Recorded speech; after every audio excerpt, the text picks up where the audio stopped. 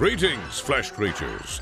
It is I, Megatron. On behalf of TFYLP, I want to congratulate you for listening to the most refined collected podcast on this miserable little planet Earth. Yes.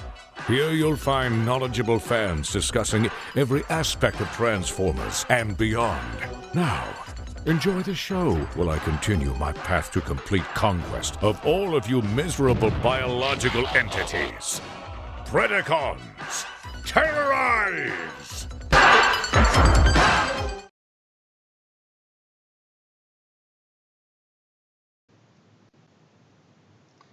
Hi, and welcome to TFYLP, recorded Sunday, August 25th, episode 343. So today I have with me, I've got Paul. Hello. I've got Anna. Good morning. And I've got Rick. Paul sounds like he's not sure if he should talk into like a microphone if people are listening to him. I was muted and I was trying to go to the HasLab Unicron thing, and I was like, "Oh no!" Sorry. Breaking news: South Park returns September 25th. Mark your calendars. There we go. Who are you again? I'm glad we got the South Park news out of the way here. Aren't they sponsors?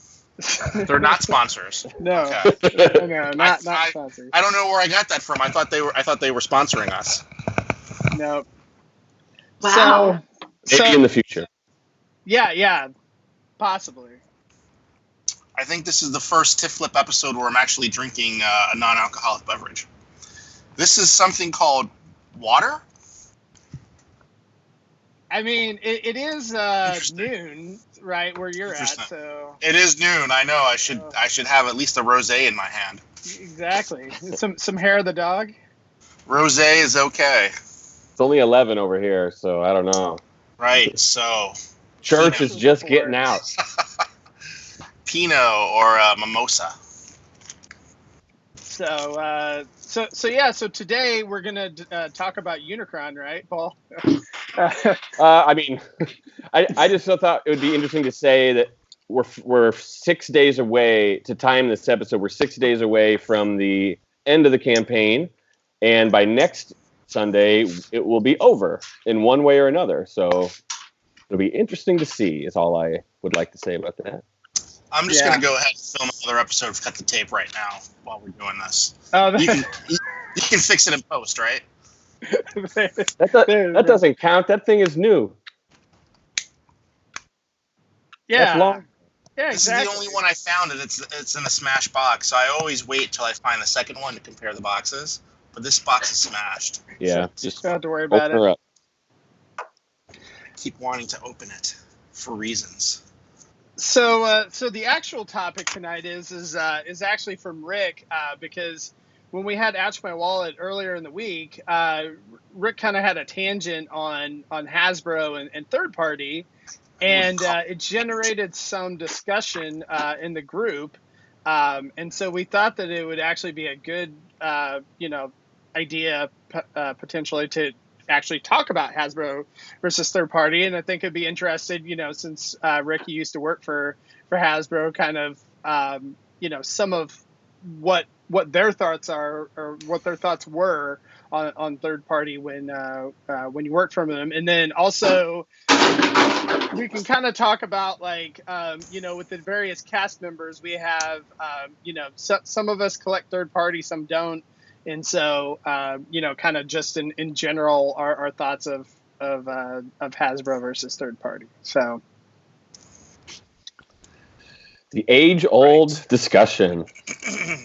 Exactly. So where should we start? So, I'm kind of curious, based on your comments, what did Hasbro think about third party, back in the day? Were they aware of it, all the way going back to the beginning? Is that something that they were tracking and that they cared about? So, all right. So when I got to Hasbro, I came in during production of Revenge of the Fallen. So, thinking back to that time, what existed in a third-party community was mostly classic Prime trailers, right? Upgrade sets mostly. Upgrade sets. The Ultra Magnus set existed. There was a Cliff Jumper set. I think someone made like another head for a Classics Bumblebee. You know, it was still in its infancy. And this was well before Shapeways existed, if I remember. Yeah. Before it was the Trent Troop machine that it is today. So, over the next couple years, there was a rapid evolution of third party. The first thing that really stuck out was that Springer. And I forget the name of the company, but Fans Project. we all know. Fans Project, yes. It was Fans Project Springer.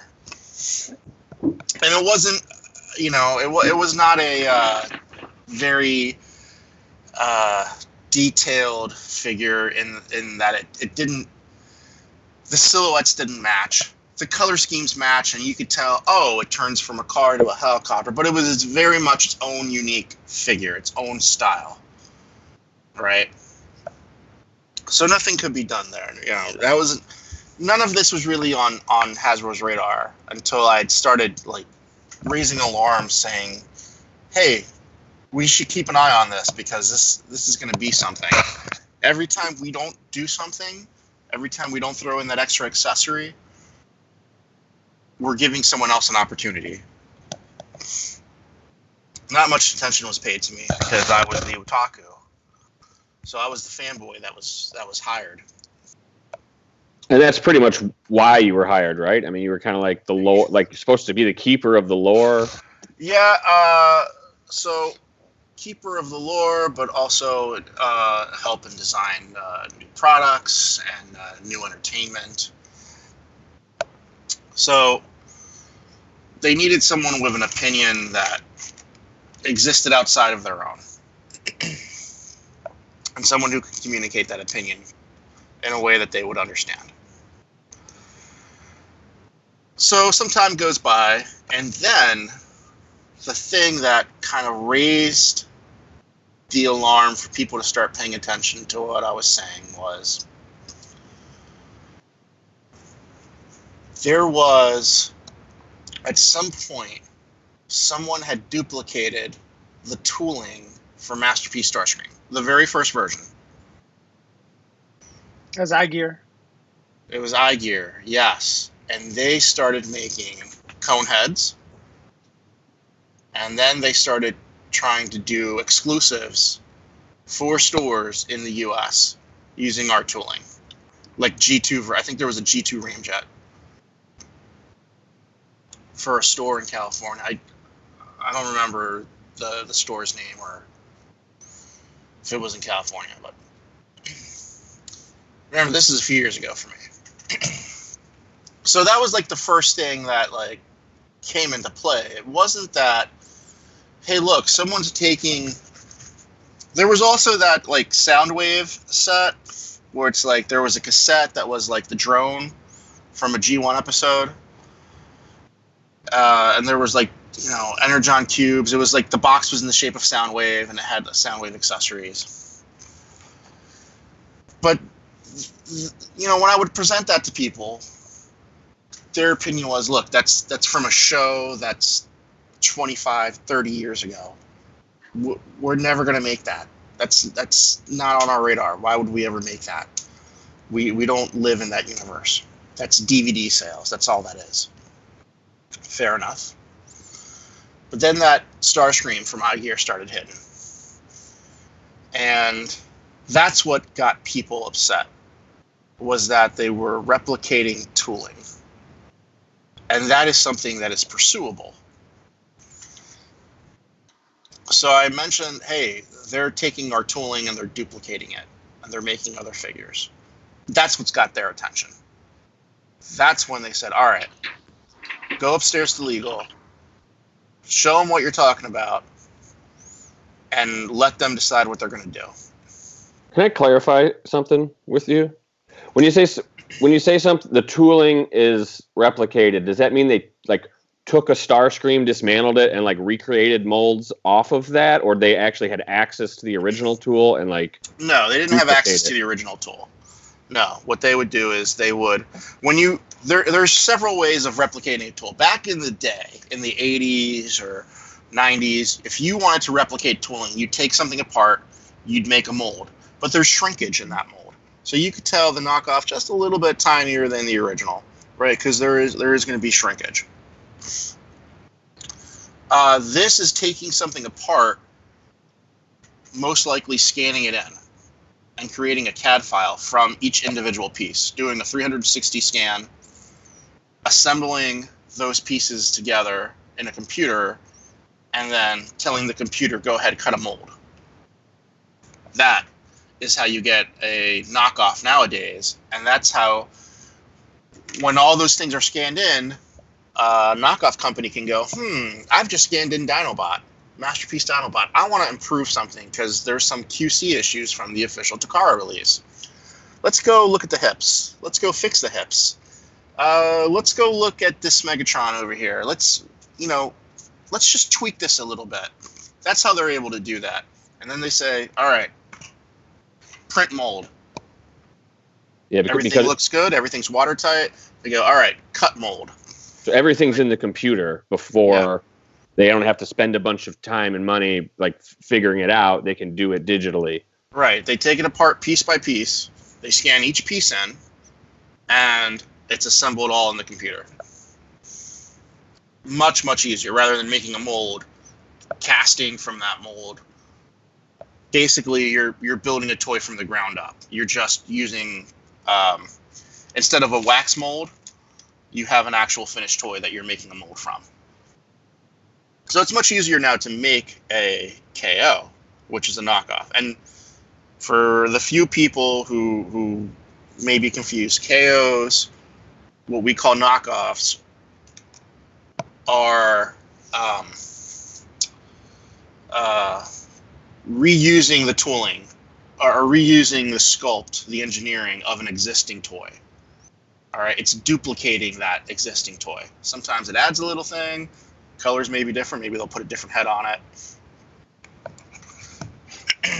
And they'll be able to make it cheaper. So if you haven't gotten your Masterpiece Dinobot yet, maybe you can get a knockoff one. A third-party toy is an all-new design. It's all new engineering. It's a brand new item. So that's what we mean when we're talking on the show about KO versus third party. So right now I'm talking KO. And we're not discussing intellectual property. Let's just avoid that for this discussion, right? Because a third party could. I think that's going to play into this discussion. Okay. I will too. I mean, I think it's interesting to hear. And again, I know, and I can't remember as far as like what the timeline was when they started. Again, outside of that that Starscream, when they really started making designs that were really close to the original cartoon, rather than Ultra Magnus. That was it. iGear, the Ultra Magnus trailer that fit around Classics Voyager Prime. Well, yeah. Project. So that came before the iGear Seekers. Yeah. And there were lots of KOs at the time of like Henke and Classics toys, especially the Seekers. They've always been huge KO fodder. If anyone's old enough to remember KOtoys.com, was a dude named Mike in China. If you're listening, I remember you. I don't think his name was really Mike. Maybe not. I'm pretty sure he was. From all the people I knew that dealt with him, I never dealt with him myself, but he was an interesting character, as they all are. Yeah, so I got a story about him too, apparently, that I remembered. But that's okay. So the Ultra Magnus starts to hit, and that was an upgrade set to turn your Classics White Optimus Prime into Ultra Magnus with the armor on him, and that was a big thing in the community, in the Transformers community. we didn't really have samples of any of this stuff at Hasbro. There was only one time where I was said, all right, go shop around. See, it was at a BotCon. They're like, all right, go shop around, see what you see, and bring it back to the office. So I got that Springer. I got that Soundwave set. I think I got the Rumble and Frenzy that turned into like arm cannons, and a few other minor little things. So, but the iGear replicating tooling, that was upsetting to the brand. And they said, go up to legal, show them what you got, they'll make a decision. So, and it may have changed since then, but the way it worked several years ago was it was legal who could send a C&D, but if someone wanted to pursue for damages, the brand had to pay for that. And the brand had to pay for that out of their budget. And what's the brand's budget for? Payroll, tooling, and manufacturing, right? So if you think about it, back when third party just started to explode, the brand would have had to spend money allocated for creating a new toy in order to pursue them. So we would have had one less toy, two less toys in order to pursue companies, which basically, let's say, if they could have shut them down, they would have shut down, they would have gone across the street and started it up again under a new name. Right? Because China is the Wild West. So the iGear stuff, Hasbro sent a C&D to whoever it was that was going to sell the Ramjet exclusive because of the tooling. And I don't know what it said. I don't know what the letter, who it was addressed to. I don't know the language used. But I got an email saying the situation's been handled. Okay. All right. I'm not sure what that means, but okay. Thanks. I don't know. And after iGear started coming out with those Seekers, let's see if you guys remember. What was the next big third party, not KO? Oh, actually, it was KO. What was the next big KO thing to come out? Let's see if you guys know your history. Next big KO? The next big KO. Of a Hasbro item? God, there's so many. I don't... Who is the face of the brand? It's Optimus. Optimus. So MPO1. Oh, those little miniature ones? It was the little miniature, like Voyager-sized MPO1s. Well, that was iGear again, wasn't it? Too, yeah. Was it? I believe so. That made them flip their shit. Because it was our tool. Like, they wouldn't have known about it unless I had said something. Right? Because I don't care what anyone on the goddamn internet says, there is no one there who sits all day and reads the boards. There is no one there who's looking on Facebook and seeing what the communities do.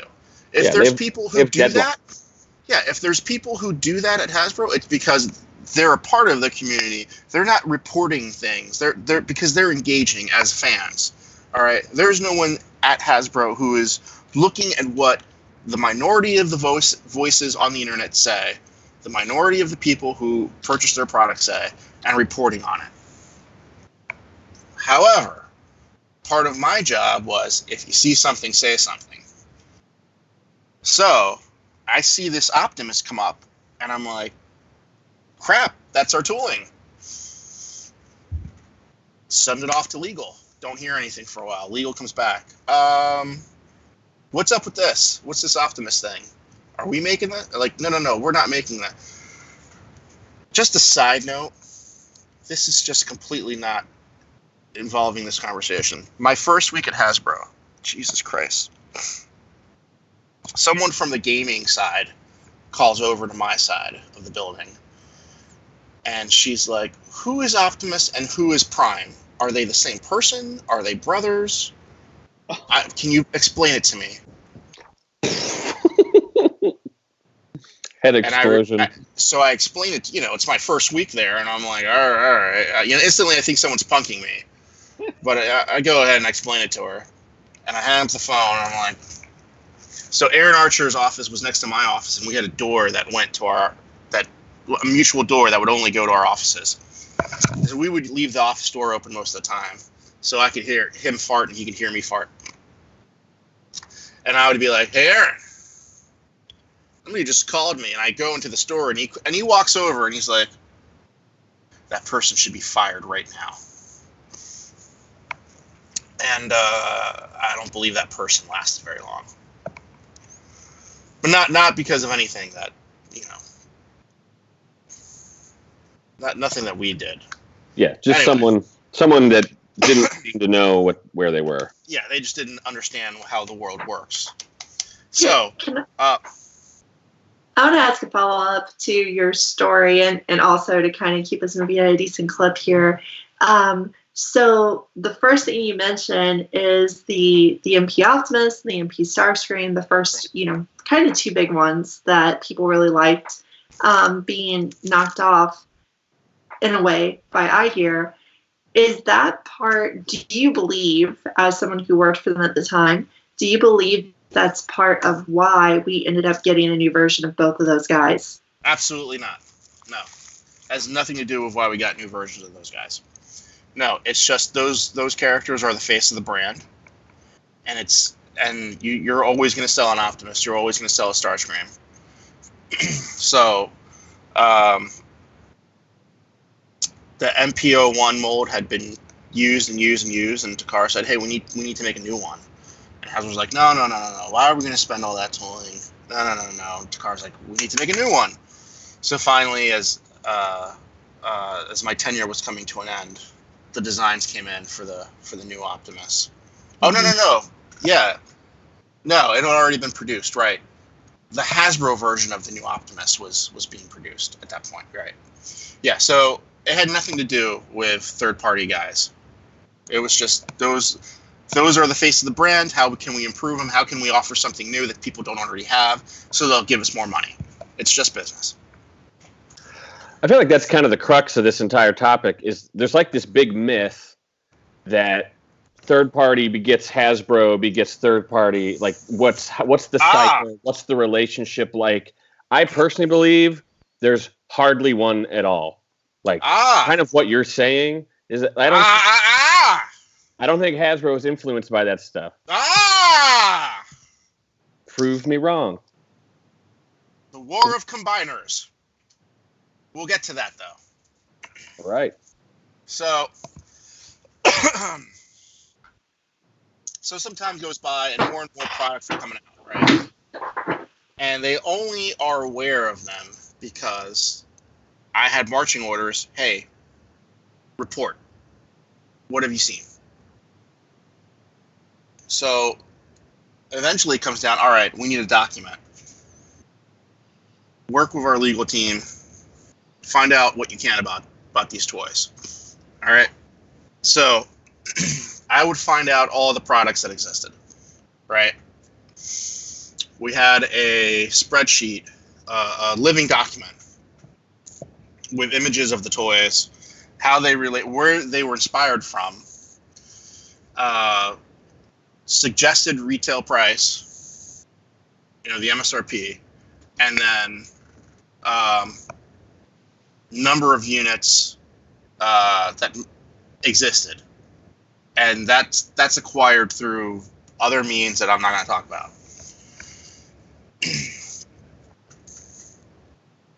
Then that evolved into who's producing that. So here's the item, here's where it originates from, right? And I'm just going to throw out an example because it's hard for me to remember back exactly what all existed back then, but let's just use the iGear Seeker. Here's the iGear Seeker. Here's where they originated with the tooling. Here are the upgrades they've done. Here's the character they're making, Ramjet, Dirge. Here's where that character originates. Here's how we own that character. Here's how we own the name of that character. Here's who's producing it.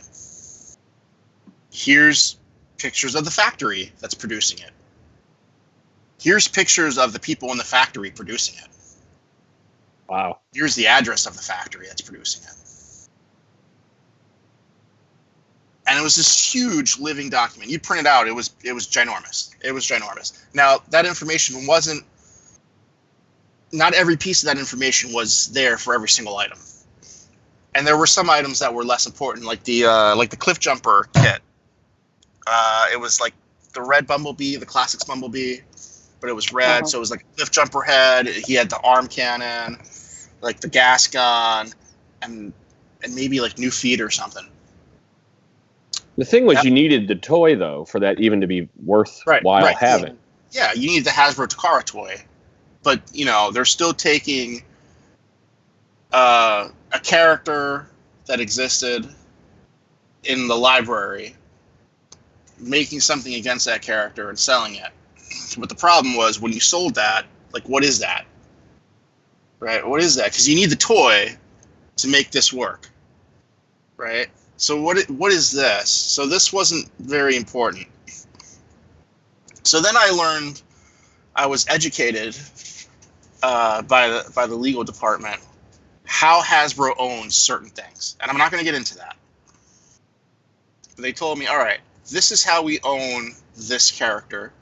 This is how we own the name of this character. This is what of this character we own. And that was quite interesting. And I just don't want to get into it because that's probably still relevant to them. And I do love the brand, so I don't want to give anything away that's going to hurt the brand. So there was an opportunity where now there was one meeting where we had Jerry Javoyne, who was head of marketing at the time. It was Archer. It was me. I think Bill Raleigh was there, who's an asshole. There was another person from marketing, I think Sarah. And then we had Brian Chapman, who was like the head of design for Boys Toys, and then the legal department. And they kind of broke it down. It's like, all right. Oh, and corporate security was there too. But they couldn't. Yeah, that was like. So anyway. That sounds scary. It's like someone to make sure none of you killed each other. No, it was like corporate security was. They were a little misinformed. They thought that like Walmart and Target and Kmart were selling our stuff because they had seen the combiners like back in the day. That was like the Menosaur that came with the Technobot legs, and they were still in that universe in their heads. They didn't understand how things had evolved and progressed to the point where we're having this high-level meeting about the situation. So we had this huge document laid out, and everyone's looking at it. It's like, this is ours, this is ours, this is ours, this is our character, this is our character, this is our character. And they've gone and they've designed everything, and they've made a working toy. And then, this is everyone who is selling that character, right? And then you look at it, it's like, we know a lot of these people. So ultimately, what ended up happening was, legal came down and they said, all right, it is China, so it is hard to pursue action against these people. You have to, in kind of like very layman's terms, like make friends with the chief register or law enforcement officer over there and get them to help you to pursue these companies. So that's money. To pursue the company internationally, it's money. And then on the back end, why haven't we pursued people who are vendors? People who attend BotCon, and people who... you got to be quiet, okay, Casey? All right, because Daddy's saying something. people who have Hasbro accounts who are selling this. Why aren't you doing this? Like, look at the reality of it. It's like when a lawyer says, all right, let's say someone put up a fence, right? And the fence is on your property. It's like a foot into your property. And they didn't know that when they put the fence up. But it's a nice fence. So the lawyer tells the homeowner, listen, do you really want to pursue them to take that fence down? Is that fence really affecting your way of life? And ultimately, does that fence increase your property value? How much money are you willing to lose on having the moral high ground? And when the number came back of just making friends with someone, $10,000, and then all the legal fees come and start piling up, that's when everyone's kind of looking at each other and going, listen, when we sell a toy, it makes X millions of dollars. When they sell a toy, it makes X thousands of dollars.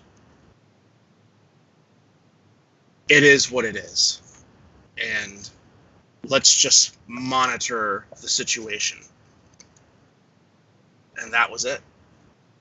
That was the end. That was the point. At that point, what was also happening is Hasbro's telling BotCon people, don't bring that stuff. Don't have it on display. Don't sell it at our shows. It's our party. Don't bring that stuff to our party. Which I think is very fair. And I was very much against that, because if you look at how many units of everything we estimated was produced, Casey, cut it out, versus the collector market, how big the collector market was, Hasbro could tell, all right, we're losing this much money. We're losing potentially this much money in sales to this item, to this item, to this item. And then you add it up, and it's like, this is how many millions we're losing per year to this overall industry, and it's only continuing to grow, and it's grown since then. However, sales have been on the decline as of the last few years. So that was the redacted version of how I was involved with making Hasbro third-party aware when I was the creative manager of the Transformers brand. If they had Questions? Imagine they knew what today's market was going to look like, do you think they would have made the same decision during whatever time period that decision was made? That's a good question. I think there would have been a different decision, but there would have been a bigger conversation internally. Like, how is this going to affect us? Like,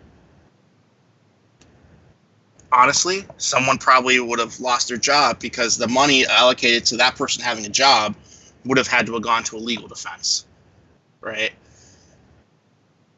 Less toys would have been made, because even though we make X millions of dollars versus X thousands of dollars per toy,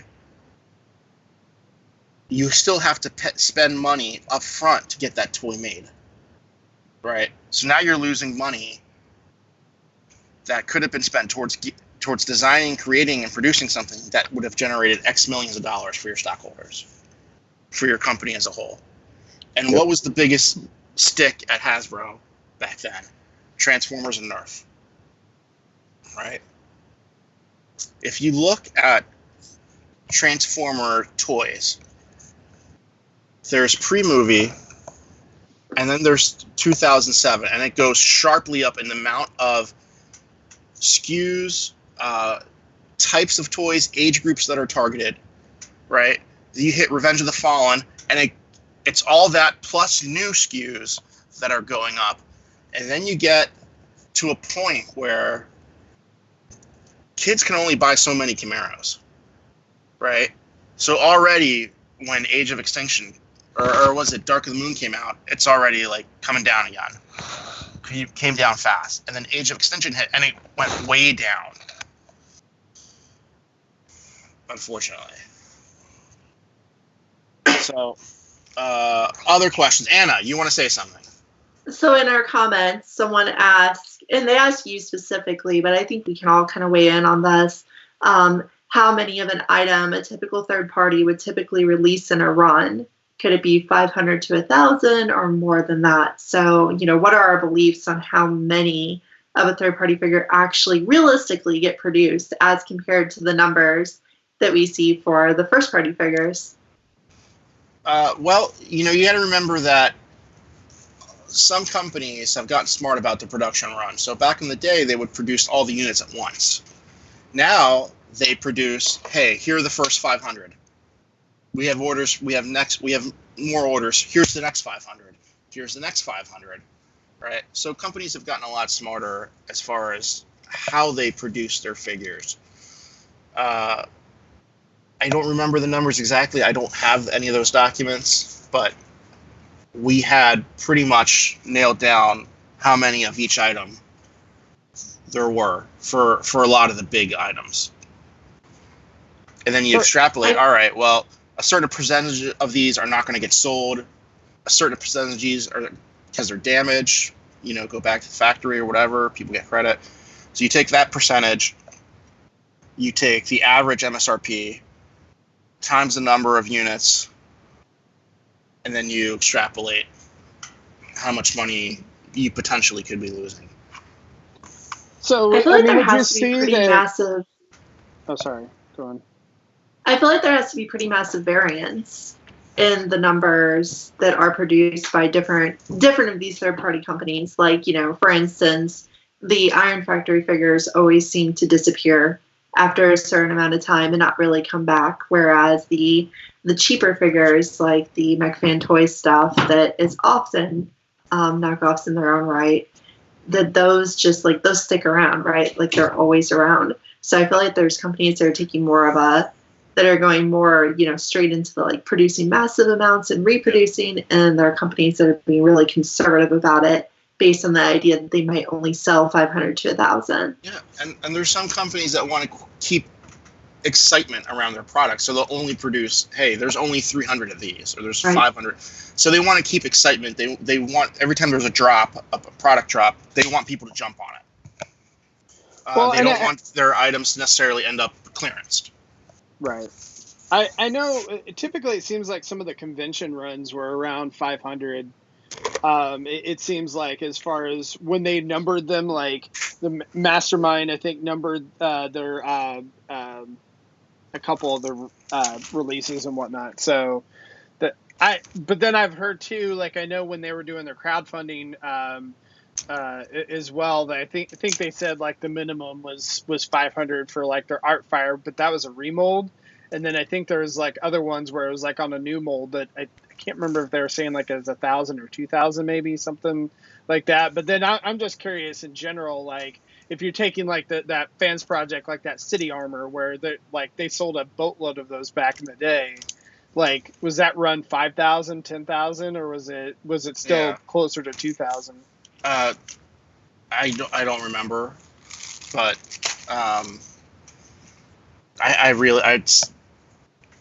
minute details like that I can't remember.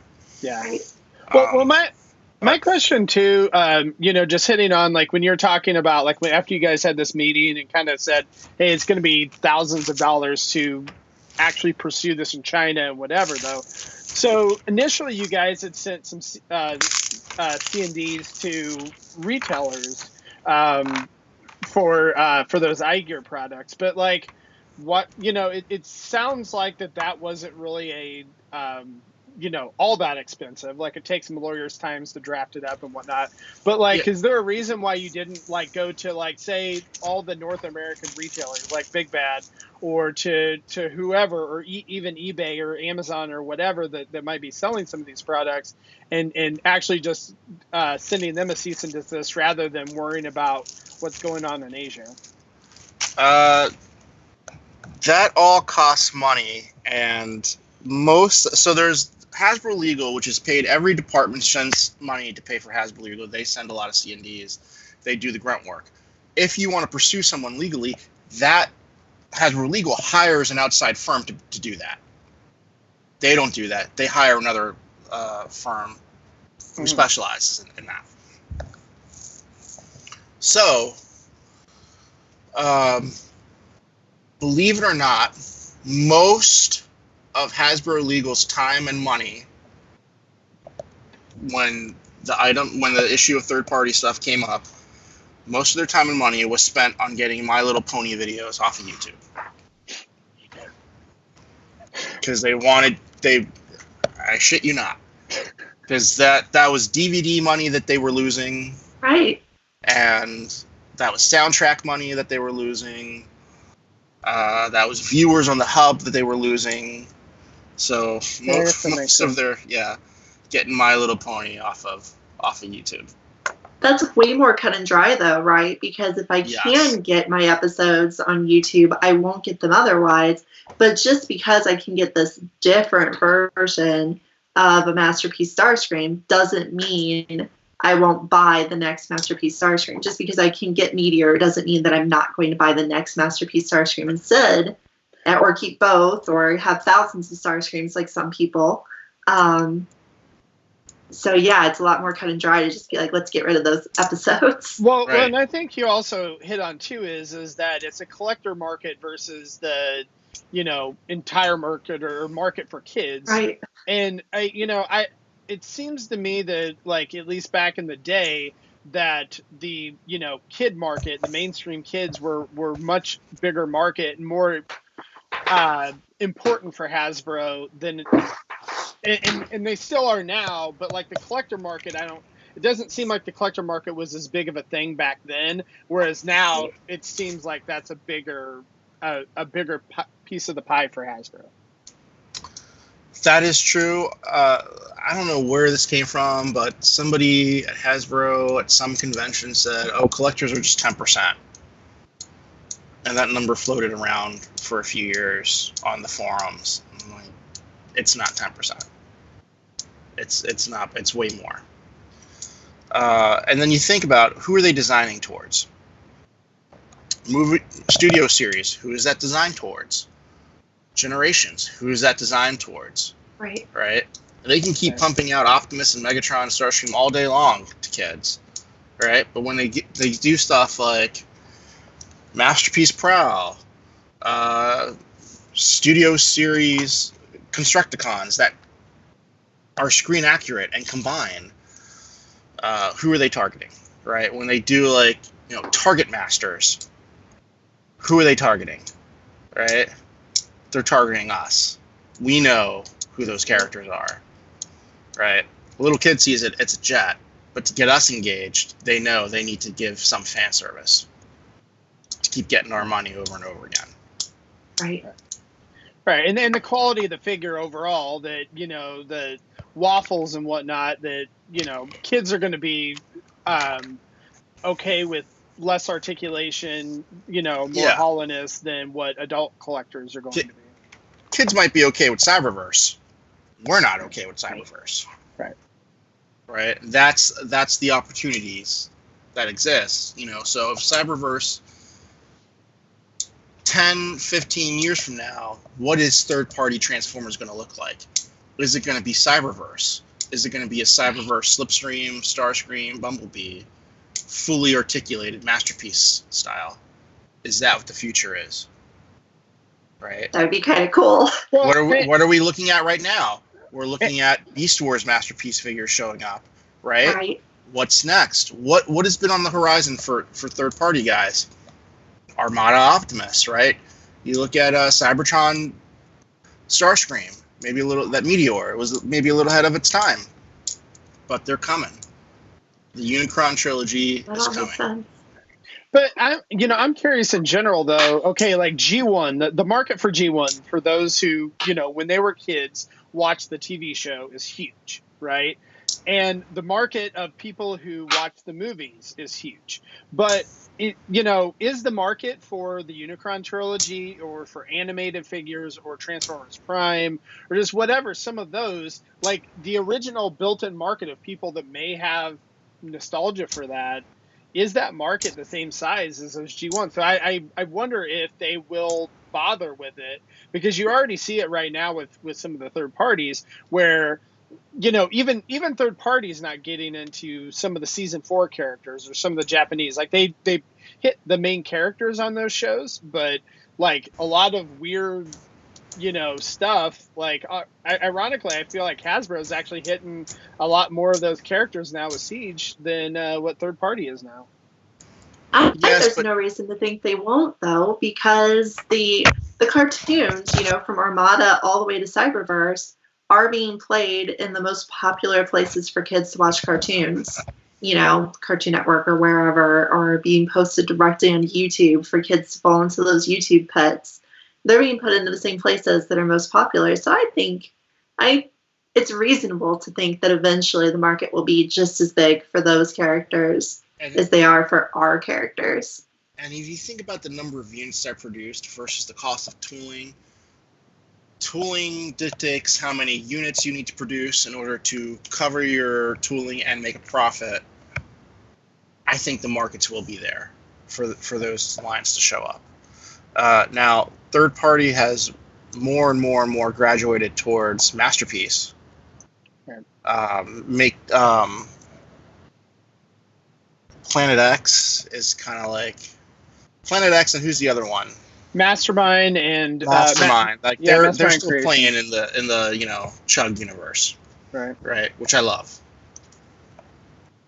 But I wouldn't be surprised if 20 years from now we have third-party Masterpiece rescue bots. It'd be fun. So I have a question I want to throw.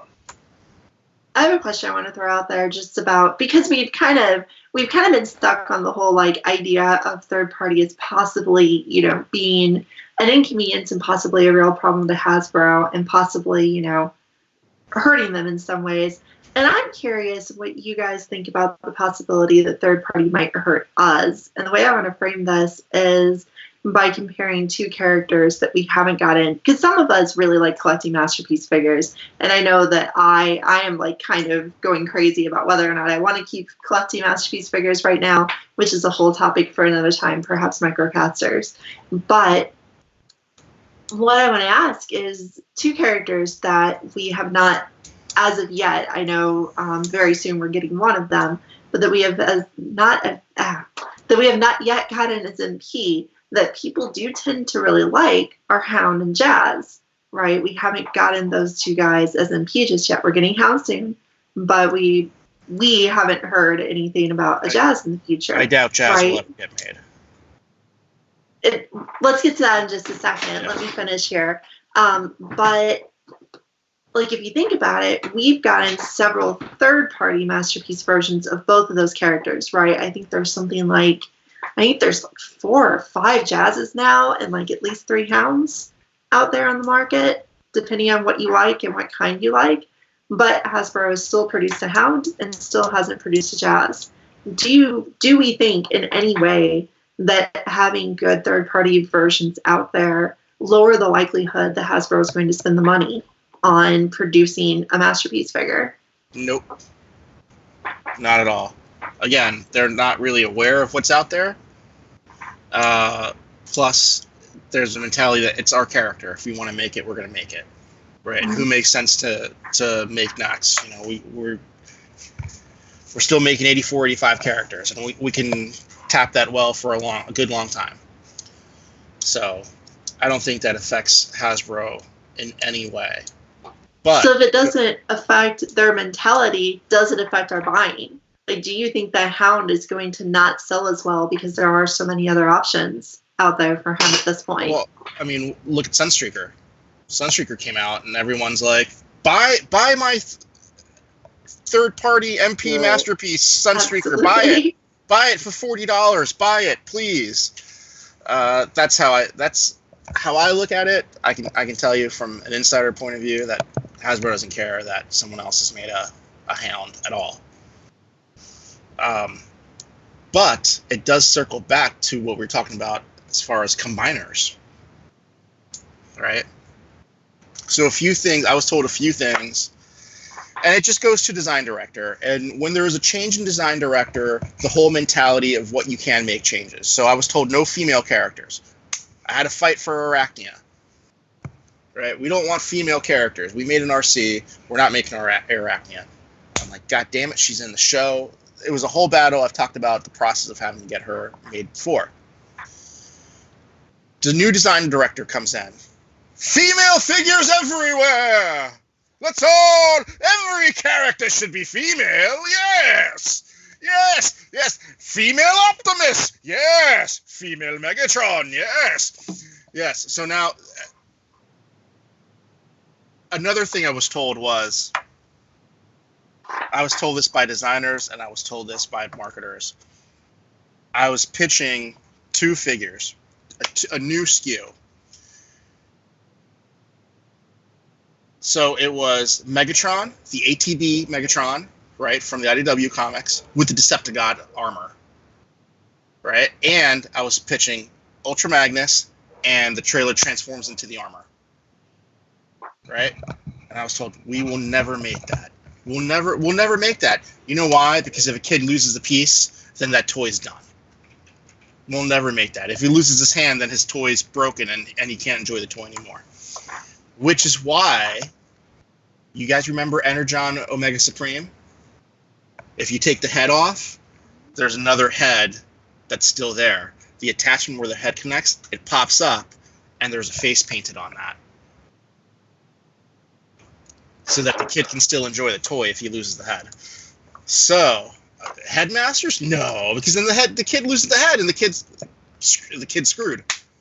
Right?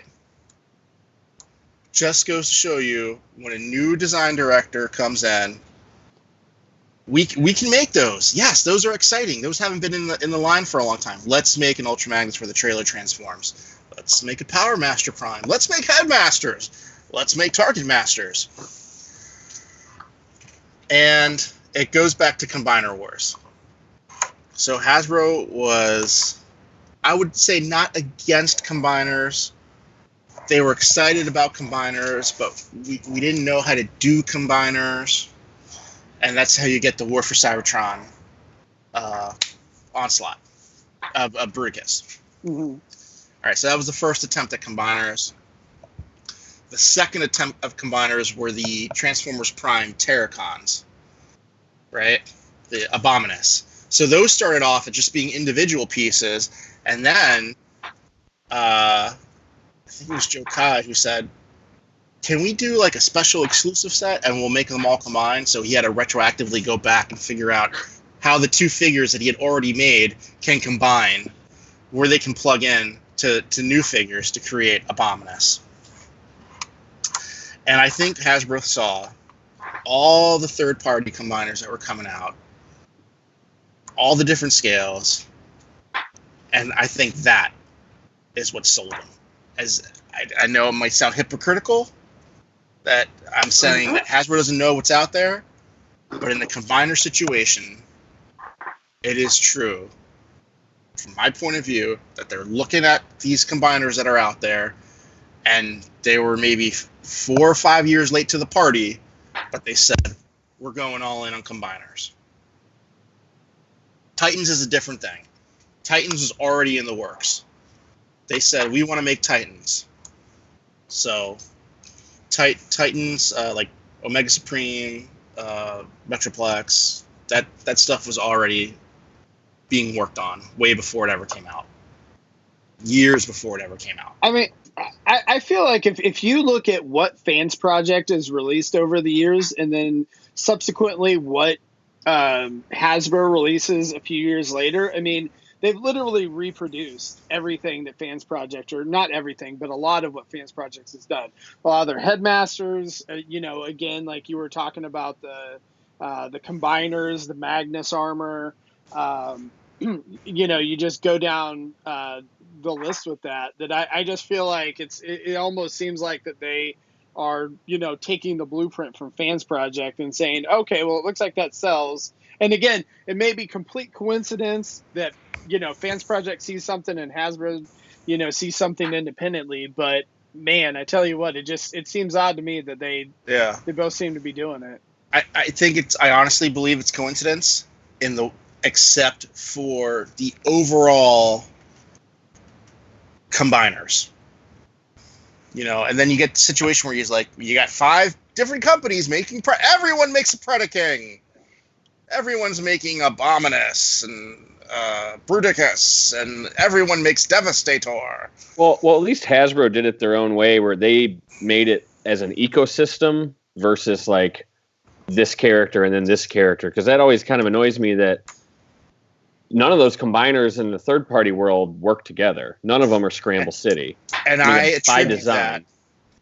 I attribute that to Takara, saying this is what's going to work for our market. Because if you look at the marketing behind the Hasbro version of it, it doesn't really play up the whole what you could call Scramble City idea. But Takara plays that up. So I think that's Takara's influence. And there's certain ones, Devastator and Predaking, they say, okay, yeah, those are special. We understand.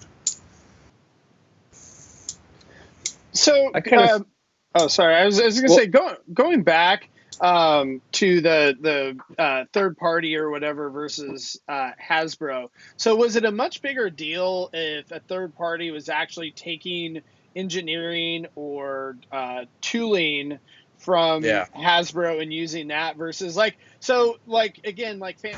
back to Fans Project or Make Toys or whatever, or Planet X, where they you could call it their own character, like the Make Toys Cross Dimension and stuff, where there's no media that they're basing it off of. Right, those are original characters, but because when you duplicate tooling, it's kind of like a closed case. Well, it's like, gotcha, bitch. But when you're creating something new, it's different. You duplicate the tooling, open and shut. We can go after you. It's just, how much do we want to spend to do that? Is it worth our time? Is it worth our money? Which is why Hasbro's looking how many units are produced, what's the MSRP, what's the average that they're selling at. Big calculations. And so I was given marching orders to help assemble that. And that kind of came and ended while I was there.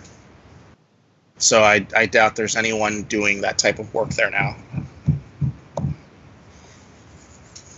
Yeah. The end.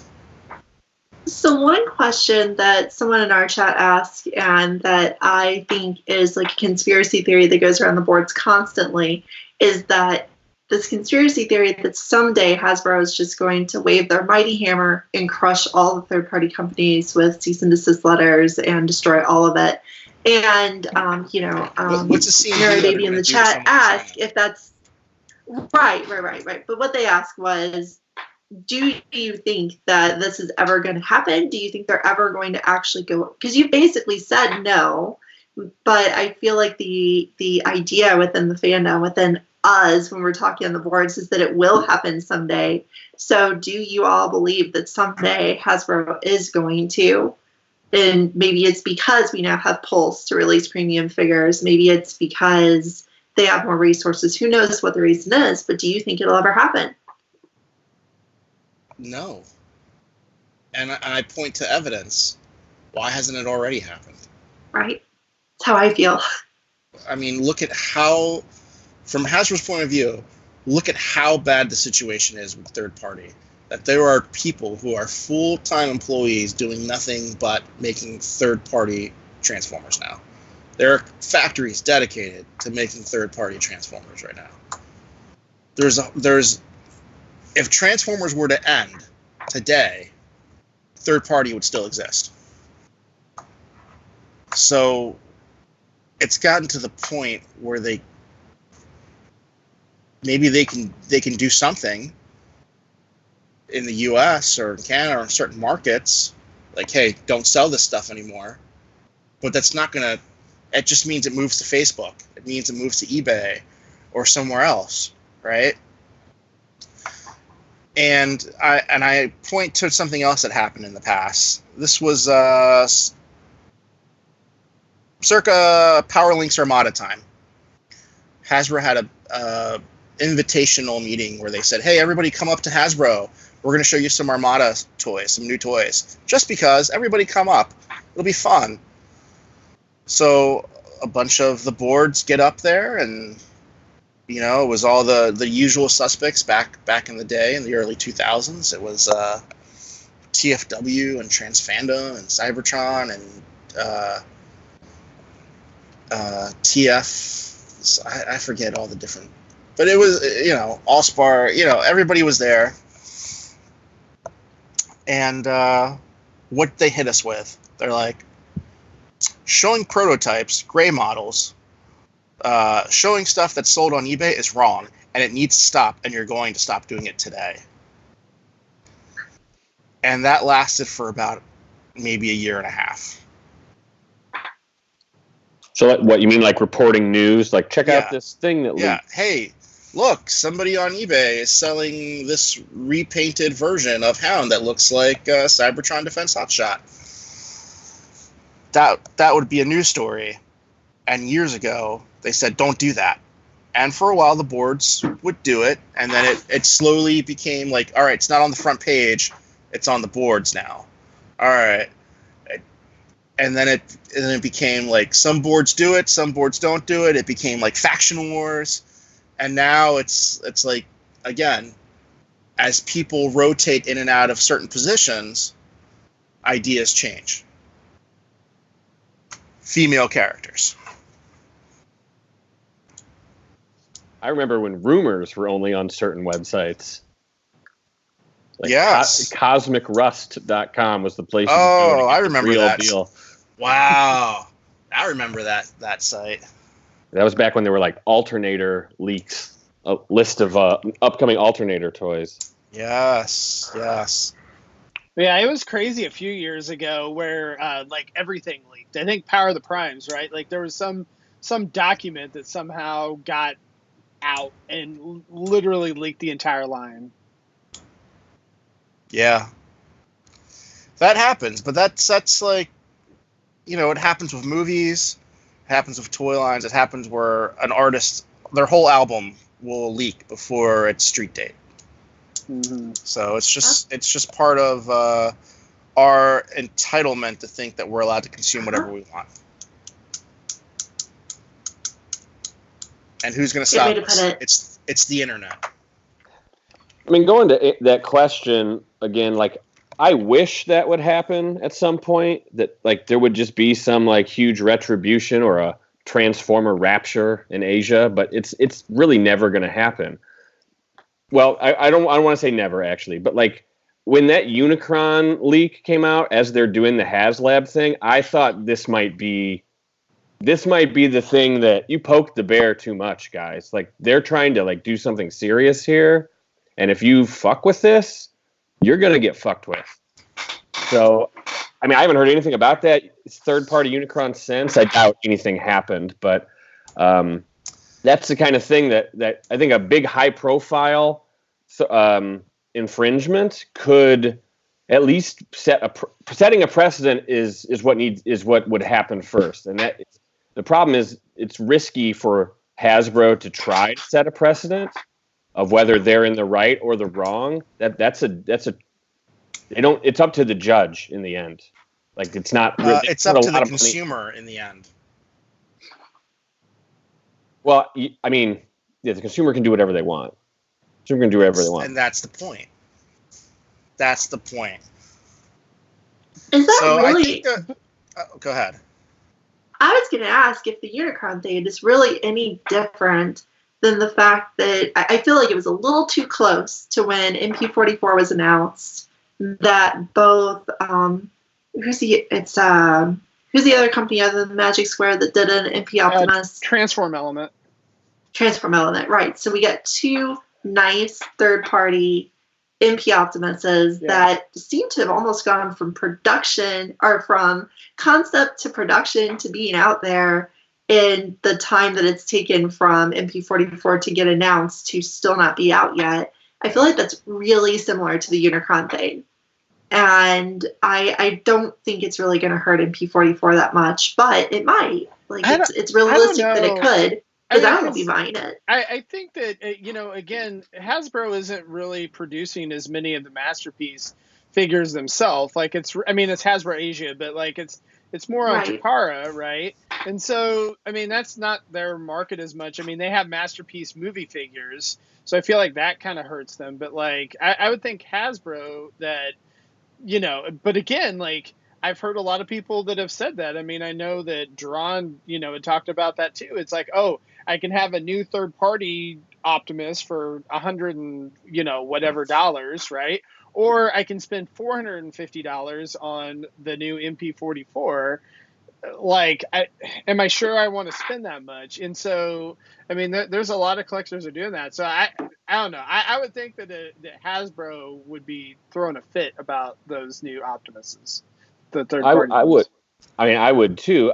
I'm of the opinion that, like we were saying about leaks, Hasbro and Takara's plans are leaked to people that are in this industry. Like, people are finding out about this stuff, and these third-party companies can work a lot faster. They're more nimble, as we say, and so they're rushing to get this stuff out while Hasbro's like on a timeline, so they can make their money. And then be like, if they sell most of their stock before MP44 comes out, they're probably like, woo!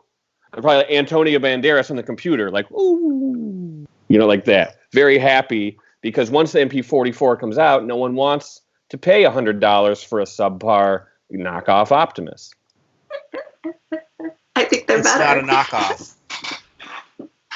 No, it's not a knockoff. That is important. I was being inflammatory. It's a different figure. It's a different engineering. So I will say to your argument, yes and no. And leave it at that. Let the listener extrapolate what I mean. I definitely think we can take faith in the fact that Rick's probably right about the fact that Hasbro doesn't pay as much attention to third party as we would think they would, or maybe we would want them to in Paul's case. But I really definitely think that, what you just said about the leaks, the opposite is very true. I think third party pays a lot of attention to Hasbro. They really pay attention to the trends. I think they pay attention to the whole. I think they pay attention to the wins and the losses that Hasbro experiences. This reminds me of a story. And Doesn't one of my favorite Generations toys is that Deluxe Drift. And why did Drift get made? Because I was looking online and I see this company announces that they're going to make a Drift. And so I say, this is the new character. Everyone loves this character. It's awesome. There's some people who hate Drift. I love Drift. We got to make Drift. We got to make Drift. And I made a huge argument as to why we need to make Drift. And they didn't want to make it because, it's IDW's character. We're not going to make it. Now I'm like, no, but we own it. It's our character. We own it. We need to make it. And so that's why at that BotCon, whenever that was, I think it was BotCon 2000, maybe 10, 2011. At the end of the panel, we showed Drift, but we showed what we had like made the week before, which was just like a very rude framework and like sketches, and it's like we just wanted to say, hey, we're making Drift. And the crowd freaked out, and that third party, I don't know what company that ever was, that third party Drift never went anywhere. It never came out. So that was one time. Well, and again, I had marching orders to do stuff like that. Right. But my position doesn't exist there anymore. To me, I feel like that the Chug figures, especially, that I feel like with Siege, that they could see that there was that collector's market out there, and that it's not 10%. It's a lot more than that. And so I feel like what Hasbro is doing now to crush third parties with Chug is just releasing all this product. So all the stuff that they've done in Siege, like all the weird characters that they've done in Siege, because now at this point, like Fans Project pretty much just threw up their hands and said, you know what, we're done. like, or some of the chug combiners and whatever, because they said, hey, like, we don't know what Hasbro's going to do. So if we try to release a Monstructor, like, we don't know if Hasbro's going to release a Monstructor next week. And like a lot of the chug collectors, if they can get a Hasbro $100 figure that's good enough, they're not going to spend $500 on the Fans Project one. So it's a little bit different ball game with Masterpiece, but at the same time, the numbers aren't the same as what they were for Chug. So. Yeah. But Hasbro sales are down. Third-party sales are way down. So I think we're just heading towards a point in the collector economy that it's peaks and valleys. And, yeah, we just need a new movie. Yeah, we're in a valley right now. It's not just a movie. We need a new expression of a movie, and the belief that let's take a chance and make all the product we did for 2007 for that new movie. But the movie has to be a new expression. Yeah, it can't be. Bumblebee was not a new expression. There's too much debate on whether it's a reboot or a prequel. It needs to be an actual reboot. We need new people, new involved. Design. Like Bumblebee, you could say, oh well, it is. They changed the designs, they changed the characters, so it's more genuine. But it's still derived from that Michael Bay universe. So the same head, it's the same guy. Bumblebee can't talk. We need a hard break, but you know what? That's the character now. Live with it. That's the character now. We just need a hard break and something new. Whether it's I'm a consumer, Rick. I don't want Bumblebee to not talk. I'm in charge, right? Well, according to all the people that have bought Bumblebee since 2007, you're outnumbered. Yeah, so. I thought that Hasbro was back. I thought Hasbro's numbers were back up after. I mean, it's not back up to where they were originally, but like I know when whatchamacallit, Toys R Us closed, that was like really bad, and I think that was where they had a lot of layoffs and whatnot. But then I thought that the last couple quarters or the last year, I thought that the numbers have been trending back upward. Am I wrong? Potentially, I haven't been keeping track of the numbers, but. It will never be 2007, 2008 again. Right. Unless we have that clean break. And I would love for that clean break to be an animated film.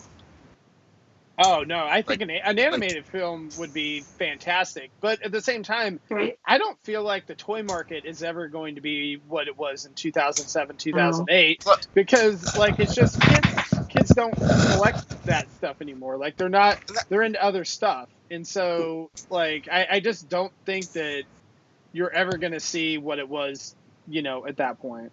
And that was always a discussion. It keeps getting younger that kids are using iPads and that kids are playing video games. That the number keeps getting younger and younger. So that was always a discussion we were having at Hasbro. Yeah. But you also got to look at what's the world economy right now, and if tariffs go into effect, how does that affect just regular people like us, not even a parent buying a figure for a toy? Do we want to pay $24 for a deluxe figure?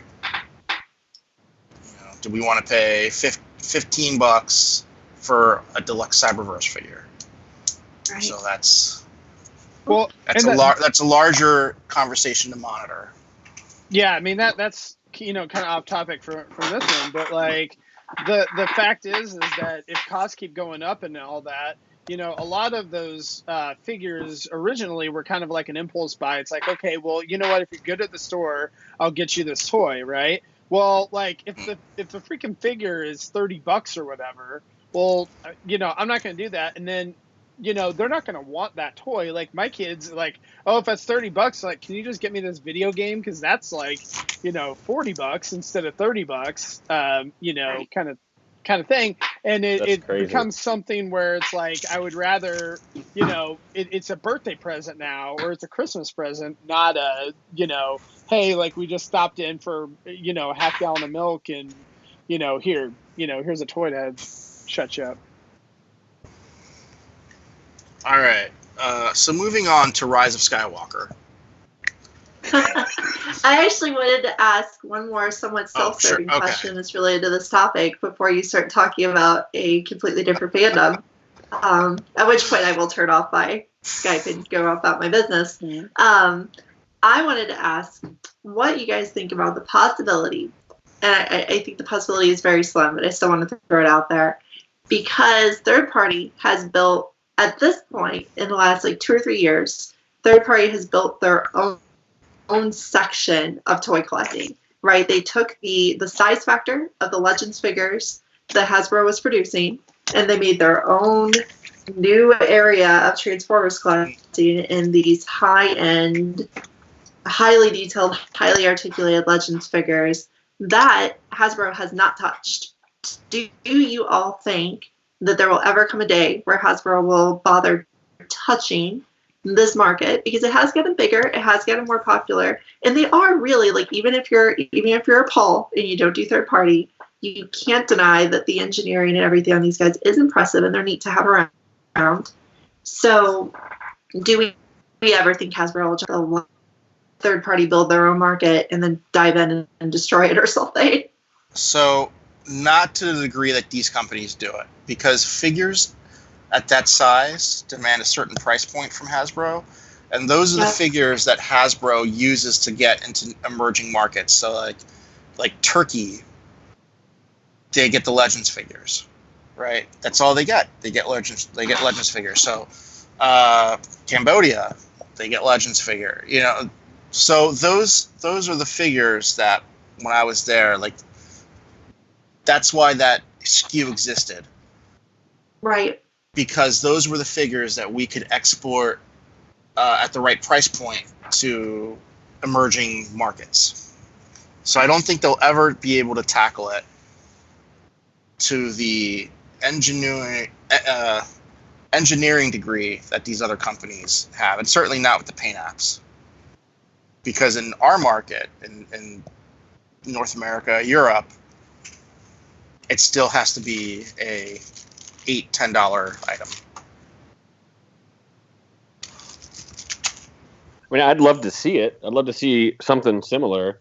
The closest I could think of is like if they did some Micromasters, because they're doing Micromasters again, that they just like did some decos of those that look like other characters. You know, like some of the G1 mini bots, and maybe Optimus as whatever one's a semi. You know, that's probably the closest we would legitimately see in the future. Premonition, I don't know. Yeah.